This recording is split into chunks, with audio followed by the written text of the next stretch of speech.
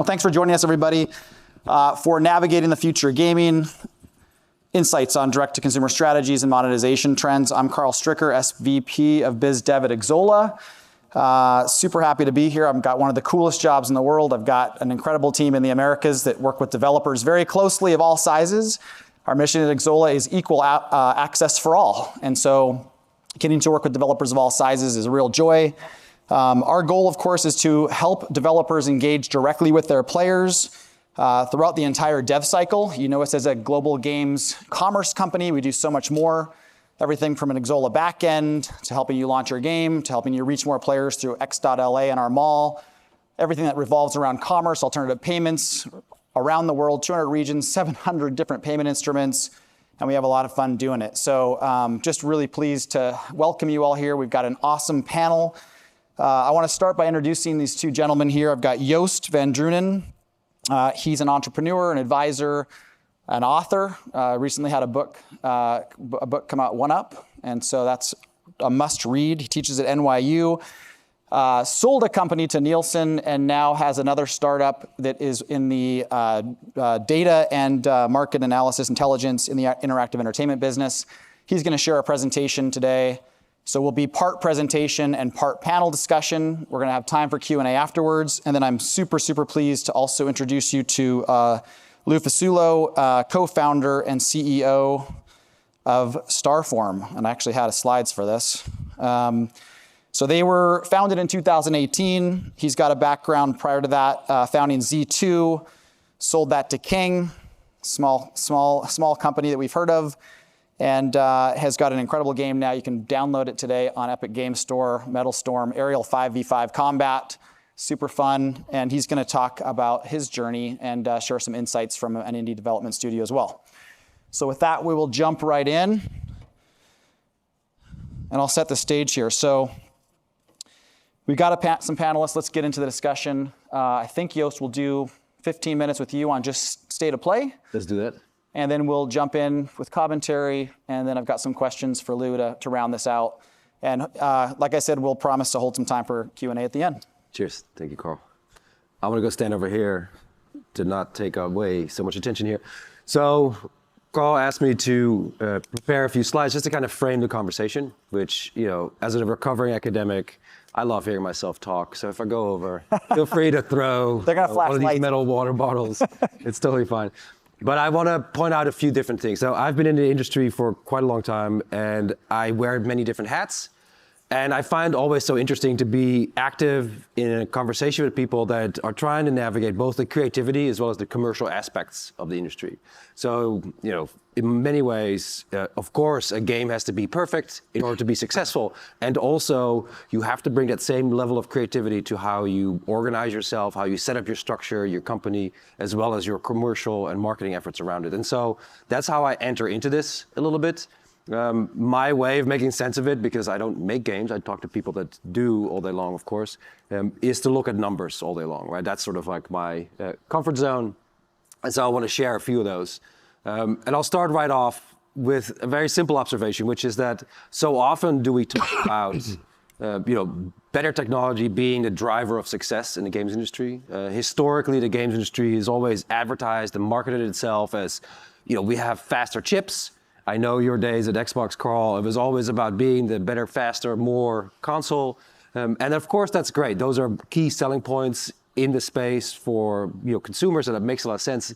It also isn't the only part of the industry that matters, right? The reason Mario is a plumber is not because they had too many pixels to go around. It's because they had too few, in fact. So it's, in many ways, it's not an infatuation of the Japanese with the Italians.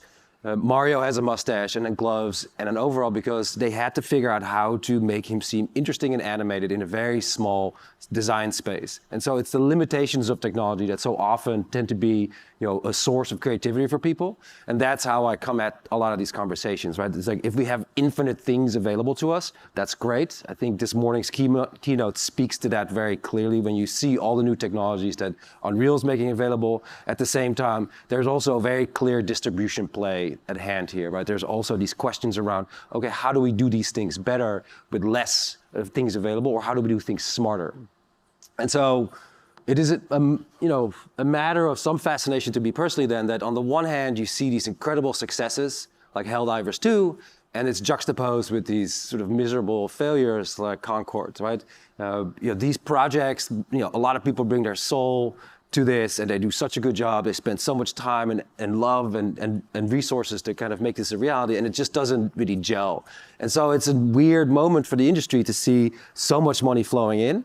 At the same time, even large companies still tend to struggle with, like, how do we do this well, right? How do we bring this to market in a way that makes sense for everybody and gets the traction and the cultural acclaim that it deserves, perhaps?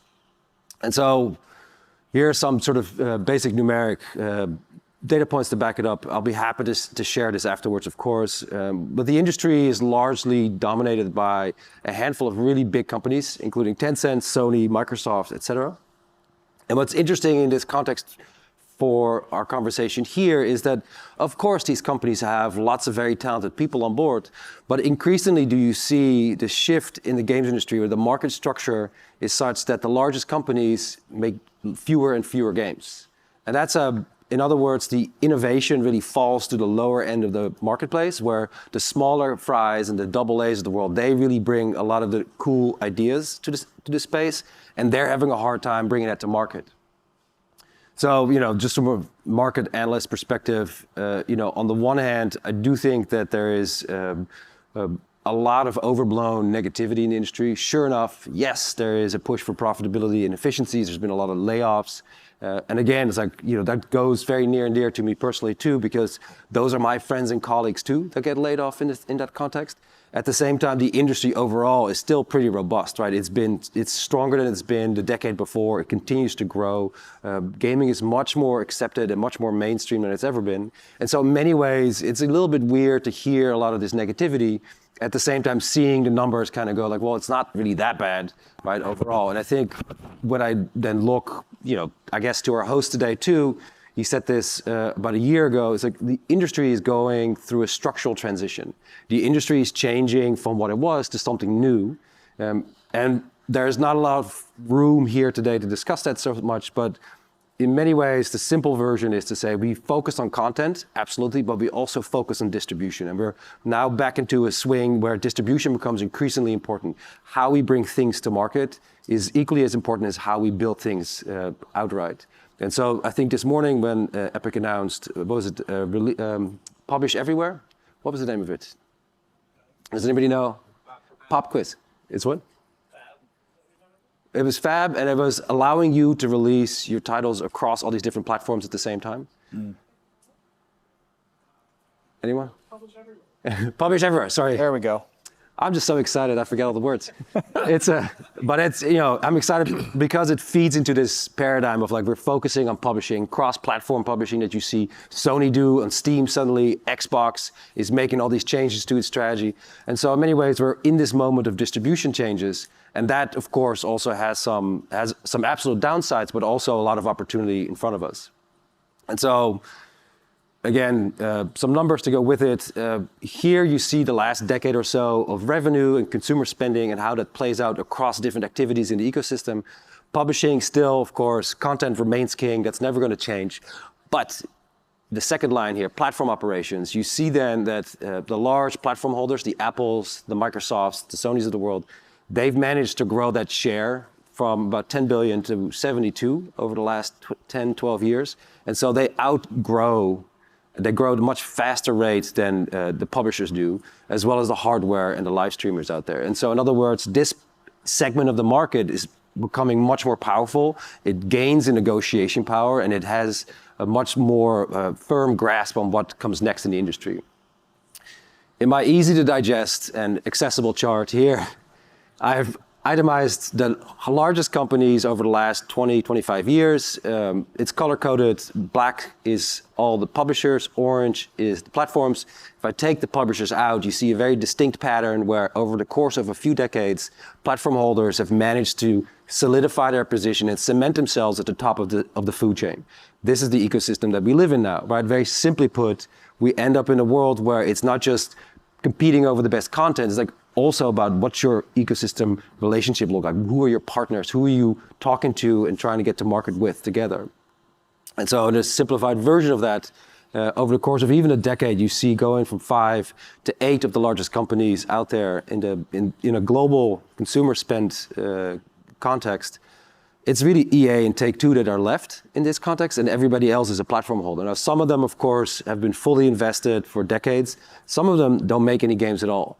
And so it's an really interesting moment when you have this consideration of, I'm a creative, I'm trying to get to market, but at the same time, the oxygen is sort of leaving the room. Right? It becomes increasingly expensive to reach people through user acquisition. It's incredibly difficult to stand out. And I have some more slides on that, but suffice to say that platform holders, they have this increasingly stranglehold on the ecosystem.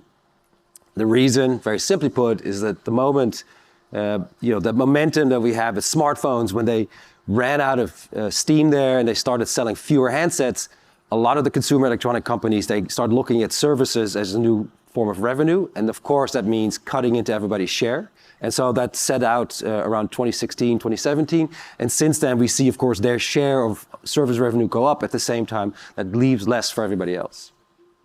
And so, of course, Embracer, if you've been following this case, as a large European conglomerate, really exposed itself to a lot of the issues here. But they too say, look, the fees are kind of ridiculous and out of control. At the same time, and this is the academic in me speaking, but so for all of the power that some of these companies have, they're incredibly thin-skinned. You'd expect a $30 billion company to kind of be like irreverent with regards to people complaining or having something to say. But the moment you think you're launching something, you get a lawyer to send you a letter to tell you, well, you said something we didn't like in the past, so now we don't like you so much anymore, and so we're going to shut you down before you do anything else. That's a really weird space to operate in as a creative. It's a really weird strategic question. If we, without basically demonizing anybody in particular, it just means that is now a strategic consideration as you bring your creative content to market. So the standard operating procedure then dealing with platform holders is that they're in effect these absentee landlords. And if you've ever lived in New York City, where I live, they are by law required to paint your apartment every couple of years, and they paint it just so, and they will paint over anything, and they don't care because they did their part, right? And so landlords, in a very classic sort of, brick and mortar way, as well as in digital platforms, they tend to remove the love that they give to the property that they own. They're into making you feel comfortable at first, but over time, the life cycle of a platform dictates that they do less and less. It's not in their interest to continue to upkeep your apartment in the same way that maintaining and cultivating a healthy ecosystem eventually turns to their own benefit and away from some of the third-party content creators in it. Which indie dev is that? That's a good one. This is it's not yours. I have a lot more to say about this. You should check out whatever I have to say on the internet. But so here is one starting point then that I want to use to trigger the conversation here with Carl and Lou. As we look at Steam, for instance, in many ways, an ecosystem where they launch 12, 13,000 titles annually, it's incredibly difficult to stand out, right? The case study here for me is a Pal World, a Pokemon with guns. You have this incredible amount of momentum. You have this incredible amount of goodwill. You're on everybody's wish list. Does that actually translate into success? Can you actually make this work? And so it tells you a few things. First of all, even at that level, it's hard. But secondly, what makes it work at all is the fact that they have a relationship with their user base, right? They got a lot of excitement early on by just building a connection with their audience through all these different social means. And that then is, I think, part of the mandate now, where you have to look at the relationship, not just we launch it and we make a bunch of noise at launch, is you have to engage the audience much earlier. The problem with the Pal World then now, in addition to being sued by Nintendo, I guess, is the fact that they, despite all of this momentum, are still looking at the same economics we had 10, 15 years ago in a product setting where you have about 2-3 weeks to sell as many copies as you can, and after that momentum leaves entirely and you're kind of on your own and having a much harder time. So in other words, how do you overcome these current strategic challenges in a way that isn't just part of an answer where you say, well, we have to make the game better. You have to be smarter and more creative about other aspects of your development as well. And so that's where I want to hand it back to Carl and to Luke. Thank you for your time. Thank you, Joost. Nicely done. feel like we just got a NYU lecture there. If that was a class I could have taken, I would have been a much better student. So thanks for doing that. Appreciate it. So Lou's been patient. He's been listening in. Like, is there anything, I'll just very generically open it up. Is there anything that stood out to you there as you think about your journey as a founder and in your studio? We're paying more royalties to platforms than we are investing in the game. Yeah. That immediately captured me. I didn't know that was going to be in there. It's great perspective. It motivates me to double down on, the consumer, the player relationship building aspect of the business. Mm-hmm. That's great.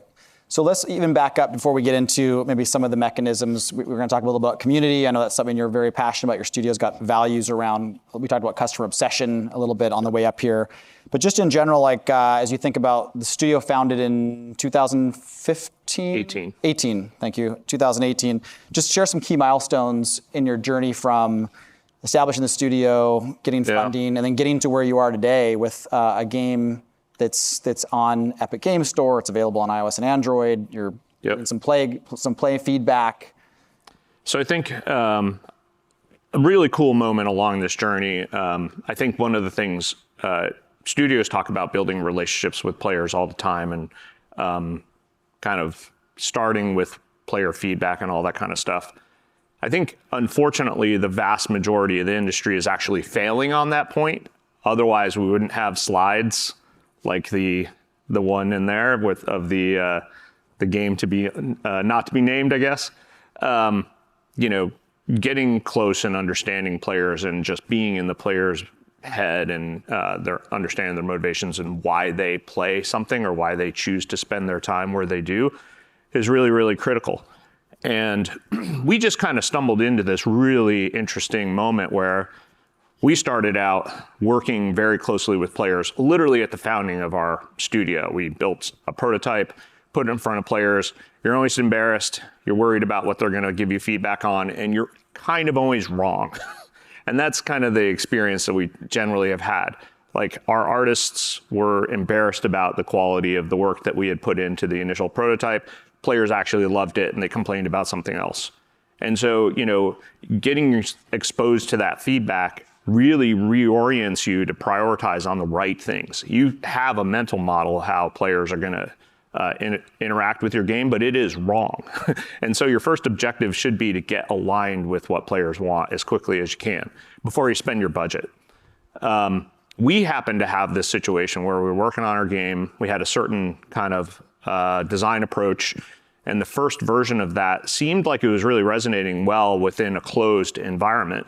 And we were drinking the Kool-Aid in that moment, in the sense that we felt like players really loved it. Turned out that as we opened it up to a bunch of players that didn't know the studio and hadn't been talking to the devs in Discord every day, those group of players bounced really hard. And it caused us to go and reassess a bunch of the design decisions. We had this kind of interesting, like unfortunate, but also magic moment of running two games side by side, the original version of our game and then the highly pivoted, dramatically changed version. And the closed beta players could choose what they wanted to play. And one of them, the original, was actually open to parts of the public, available in Mexico, Philippines.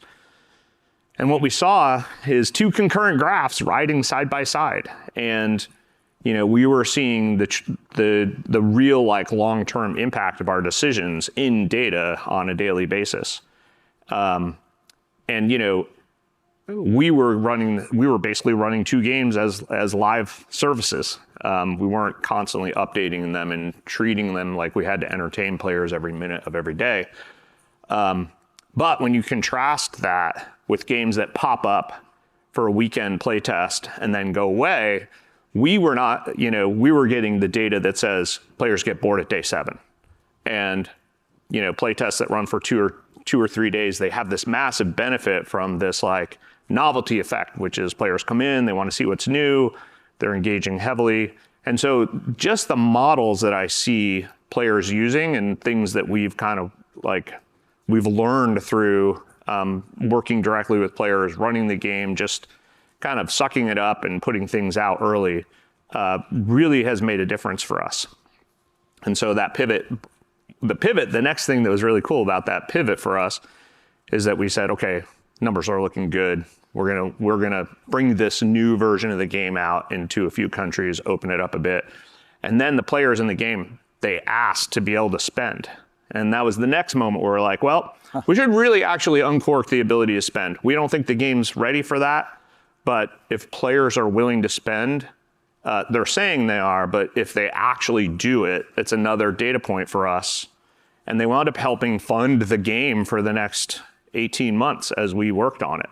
And we thought, this is going to be a short-term boost. We actually integrated Exola into our back end probably over a weekend. It was a little bit of a crunchy weekend, but we wanted to have all these players that have been giving us feedback, writing stuff up, the ability to follow along with the public market that we're going to go to.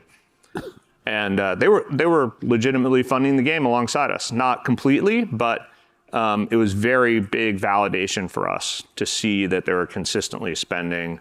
And it gave us more data, more insights on what we were doing right and wrong. So I think building that relationship helps you get closer to the target, helps you demolish your bad assumptions, because you'll have them. You just have to realize that you do. And ultimately, it'll save people's lives in the sense that working for multiple years before you get a data point means you could throw all of that time away. And so I think that is just literally like a courtesy to your team from a dev studio point of view. Well said. One of the things I love on your LinkedIn, you can go to your studio page, you say, your quote is, "The best games are built in the crucible of player feedback." And as I talk to developers and we talk about building games, this theme comes up, which is you need to build your community alongside building the game. And you need to be doing that from the beginning. I hear that in a lot of what you're saying now. So is there any, and by the way, when we were talking about this, you didn't want to get into, hey, let's talk about things 3 years from now or 5 years from now. Let's talk about an audience with a lot of indies in the crowd, about something more tactical, more actionable. But as you think about community building, I heard you say you almost can't do it too early. But is there anything you would say specifically that was a best practice or sort of things you did that unlocked sort of that initial connection with the community? Are there certain platforms you're building on? Is there certain interactions you're doing? What does that look like? Yeah, I think for us, and it's really, in some cases, it's like a bandwidth thing. Because we were very engaged with the community, we were playing with them, communicating with them. Our entire team was in Discord, maybe not all communicating directly. Every time we put patch notes out, we actually gave credit to individual players that made suggestions, even if that meant we tagged 50 people. And that enabled them to feel like, okay, my feedback is heard. I'm going to go back and dig deep and write up detailed, feedback. We always take the position that, we're going to hear you, but we both can disagree on what's good for the game, because obviously we're not just player feedback actually fundamentally always has conflicts. So players are never going to show you the way. You have to still sort through quantitative and qualitative data to kind of find the right path for your game. But engaging with them, letting them see that feedback turns into action, gets them more engaged, feel like they have more at stake.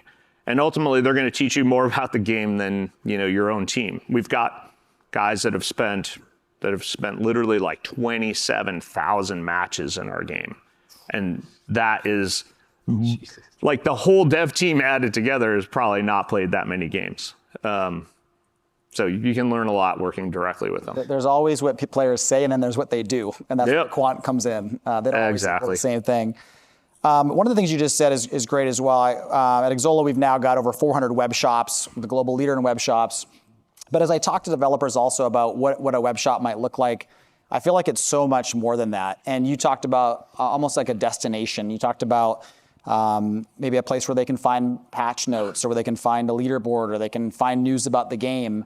But I think one of the best practices that I've seen is when your web store just becomes part of a bigger landing page for how you communicate to your players, how you help pull them into what you're doing as a studio, and the store becomes like a natural place. The player that spent 27,000 matches. There's this term we've used. You can say whale, or you can say, we used to say at Xbox, high value gamer and HVG. They play the most, they spend the most. They might drive 80% of their revenue. It's a smaller percentage, very small percentage of their audience. But what I've seen as well is they are expecting a way to purchase more, a way to have exclusive content. Maybe it's exclusive, maybe it's windowed. And so if they're looking for that. So I think we've kind of normalized that as well to be a place they can go and they expect to see that stuff. So having that for them sounds like it's worked for you. Was there any, besides the surprise of, wow, people want to pay us for this game, this is incredible. Was there anything that was an insightful learning on spend habits or things that you built after seeing the feedback regards to the web shop? So one, it takes effort to build trust. Players are used to spending on the platform that they typically spend on.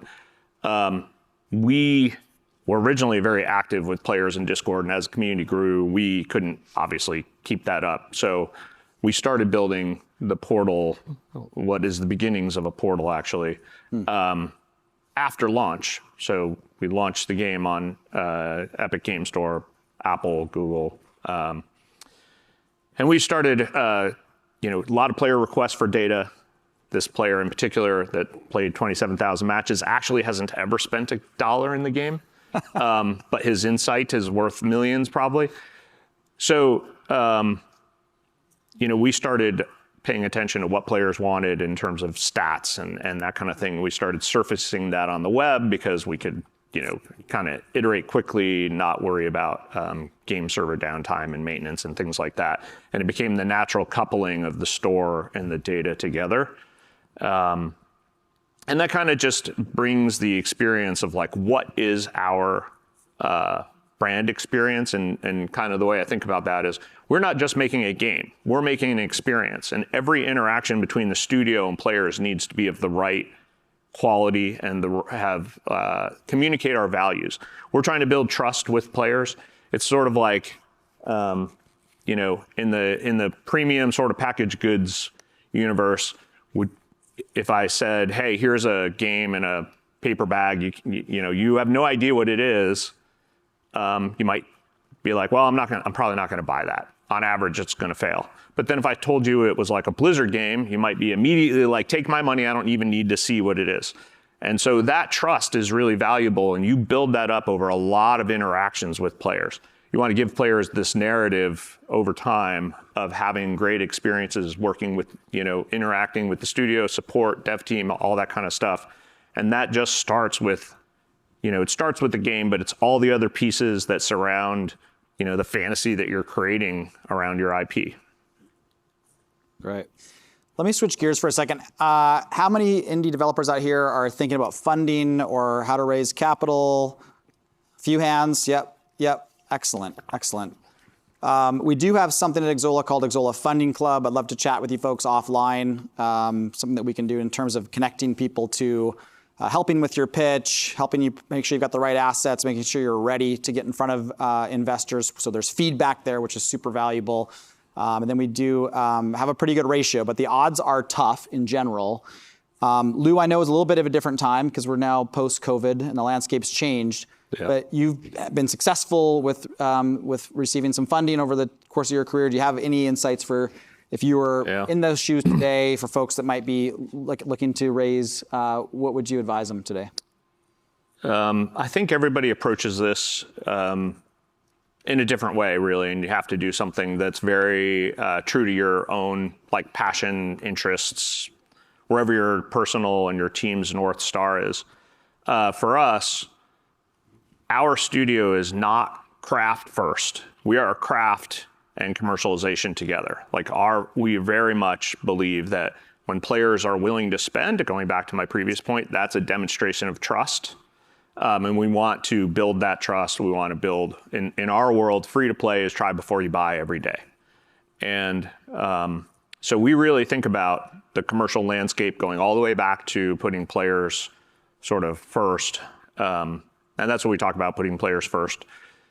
It means also to us that we can actually run the service for 10 years. That's part of putting players first, is that you have longevity you can survive and you have a sustainable business. So being able to talk about validating your business, you know, from like, where does it fit in the marketplace? Are you going out and copying something with, you know, differentiation that you can not really put your fingers on? I think like a big thing that I see a lot, and I've seen a lot of decks over the past several years, a lot of products that aren't differentiated in a way where you can really see how it fits in the market. And so I'll actually share how I think about that in particular. Differentiation has three legs to the stool. The first is that it's really clear.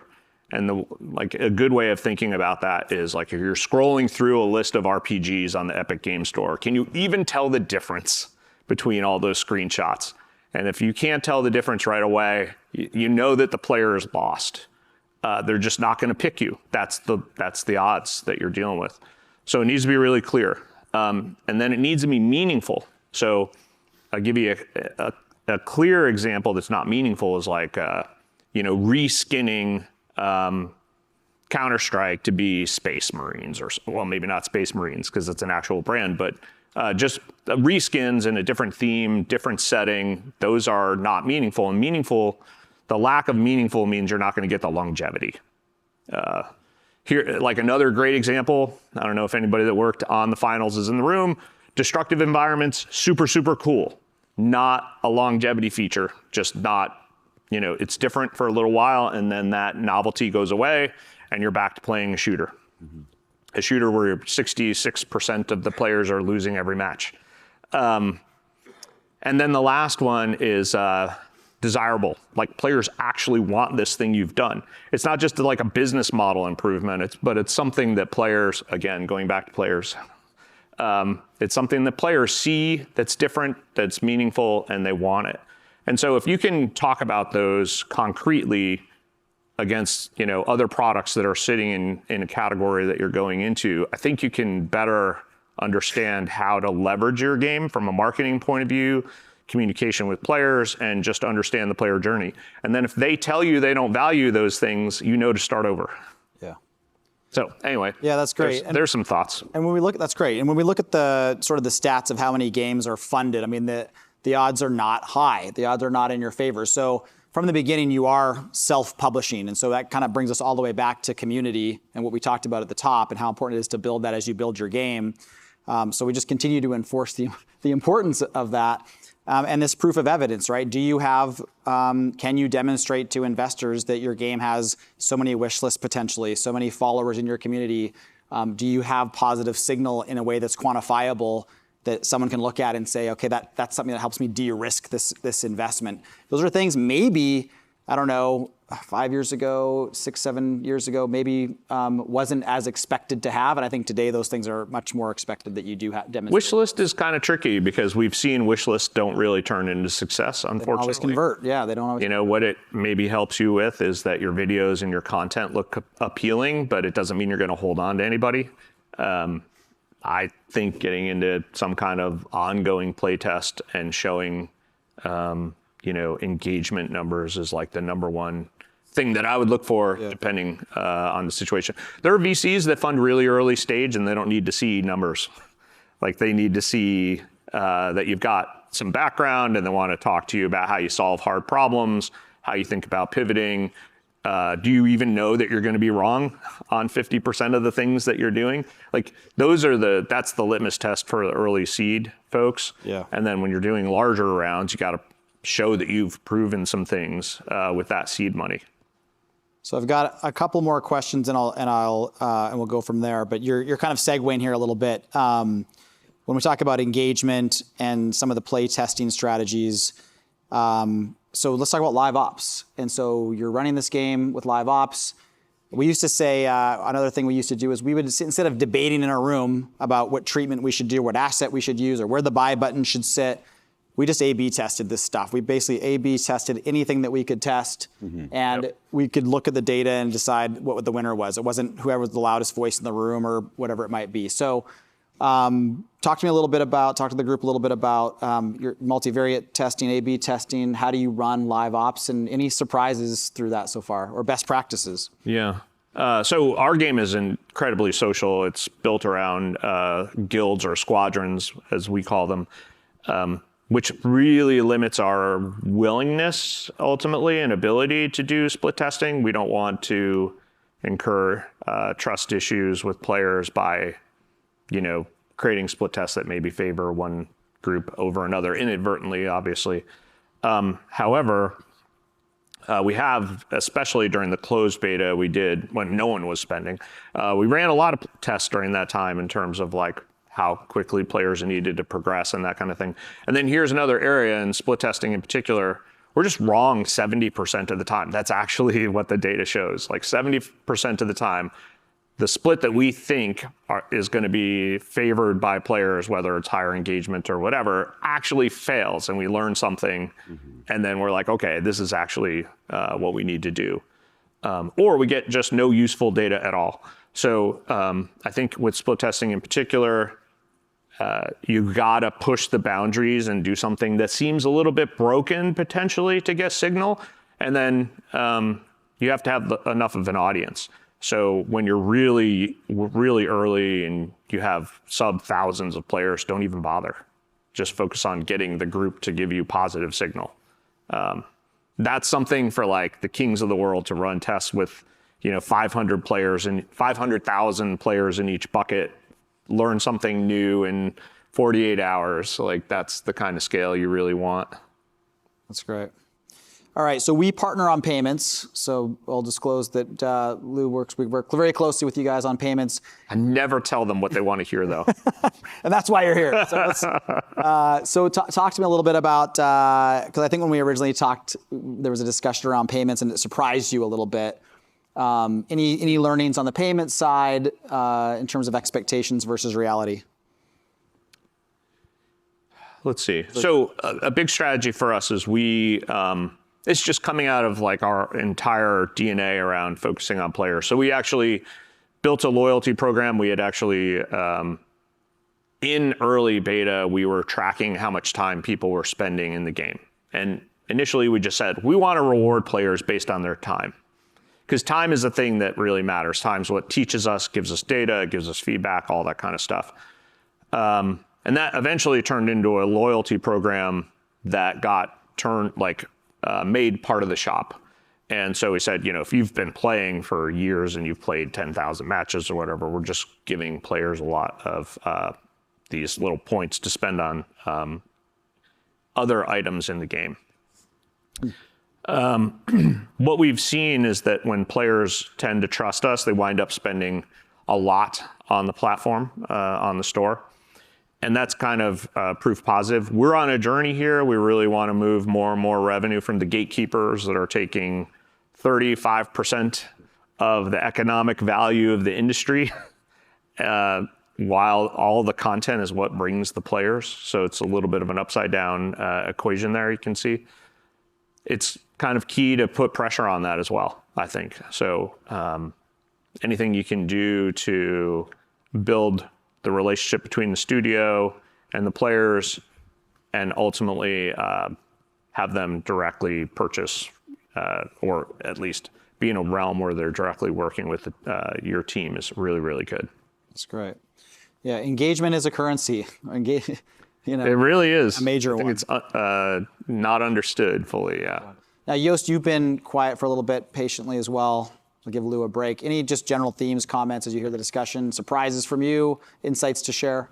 Sure. It's always great for me to hear from someone like Lou who has been in the trenches, so in many ways it's the block and tackle of it that makes the most sense. And it seems to me that historically the games industry has always been sort of like this contrarian business. Like it doesn't really fit. It doesn't really go. It's not really taken serious over the last, 50 years that it's been around. And increasingly it works because people do it anyways. Yeah. Sort of like when, I don't know, Gabe Newell started Valve and Steam, but people are like, that's stupid. Why would you do that? Russians are going to steal everything. And in fact, he blew open that whole market and he's still buying boats with the money that he's making off of this. So he was very right, where the incumbents were very wrong. I think we're at that same sort of inflection point now where, the status quo is this. Yeah. And here's how the world should look. And then you hear these examples of, actually, if you build a user base, if you build a community, if you build a system that everybody can kind of agree to, and you partner up with your customer base, with your players, that's how you advance the thinking. And I love always these examples. And yes, it's true that, of course, from a high-level marketing perspective, we always want to talk about the creative vision because that's what sings to us the loudest. Yeah. And of course, that's why we're all here. But you have to honor that talent with some discipline, and that discipline is expressed also in just like metrics and analytics and payments and all these kinds of solutions. And how you navigate that part so often is what makes you successful in the first part.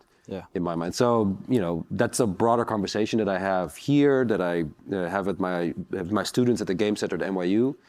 You can't just eat ramen for 6 months as a monetary strategy, right? You have to have more to your plan. And then the advising I do with makers with this venture fund, this is interesting that you pointed this out. It's like nowadays you're asked to have somewhat of a following or somewhat of a social community around you that makes you more fundable because it, like you said, de-risks it. And so thinking about all those things, that is a much bigger challenge than just making a cool game. Yeah. Right? And that's fascinating to me. Yeah.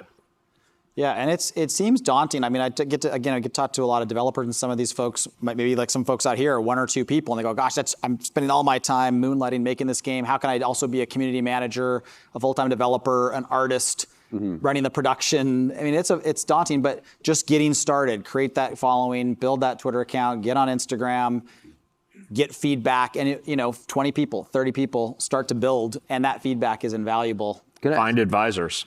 Yeah. And find advisors. Can I ask a question here? So when did you decide to hire, I assume you have a community manager and an analytics person or someone who has that as, when did you decide to make that a thing? Is that from day one, or is that once you hit a certain point? How do you make that decision? So early on, the team was the community manager, for sure. Small enough group of players, not really worried about, we're not inviting. We actually kept our Discord private and invited people in. It was 100% referral based, and players brought people to us.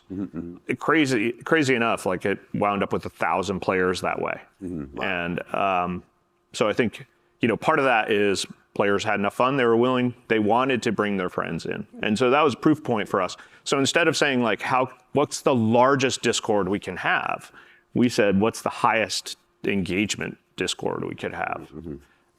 Again, players that come in and, you could get 400,000 people in your Discord, but if they're not engaging, it doesn't really mean anything.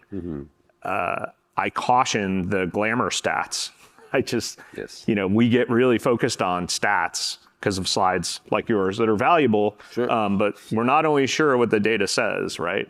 And so I think, the wish list is a really great example. You can build up a really big wish list, and then you don't know what that really converts into in terms of players. And if your wish list is live for a year, they don't even remember what's going on. And you change the art style of your game in that year too. Wow. Fair. That's fascinating. Good stuff. All right, I know we're a little over. I think they're giving us the hook. I want to thank everybody for their time, for joining us today, and have a great rest of the show. Sure. Thank you.